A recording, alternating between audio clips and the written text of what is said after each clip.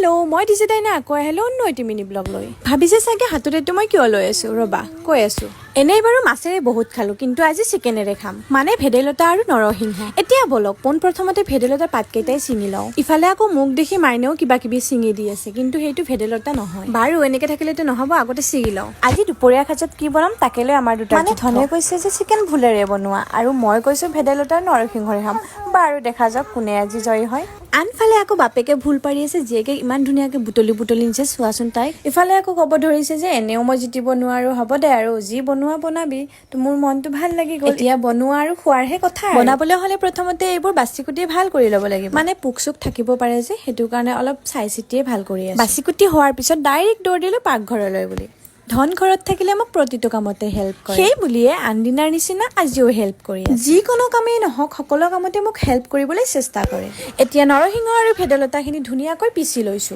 এই পাতবিধ কেঁচাতে যিটোহে এটা বেয়া বেয়া গোন্ধ থাকে বনোৱাৰ পিছত এই গোন্ধটো একেবাৰে চিকেনখিনি দিয়াৰ পিছত নিমখৰ গুৰি হালধিৰ গুৰি জলকীয়াৰ গুৰি আৰু এটা কেঁচা জ্বালা দি ধুনীয়াকৈ ভাজি তাৰ পিছত দিলো এটা আলুখিনি ধুনীয়াকৈ সিজাৰ পিছত এতিয়া দিম সেই ভেদাইলতাৰ নৰসিংহৰ ৰসখিনি এতিয়া 5-10 মিনিট মান উতল আহিব দিয়াৰ পিছত আমাৰ তৰকাৰী ৰেডি কোনে কোনে বাৰু এনেকে খাই পেলাই ভাল পায় কমেন্ট কৰি জনাবচোন মোৰ হলে বহুত বেছি ভাল আৰু খাবলৈ যে ইমান ধুনীয়া হৈছিলে বাৰু আজিৰ ভিডিঅটো যদি ভাল লাগিছে তেন্তে লাইক কমেন্ট কৰিবলৈ নাপাহৰিব আজিলৈ ইমানে বাই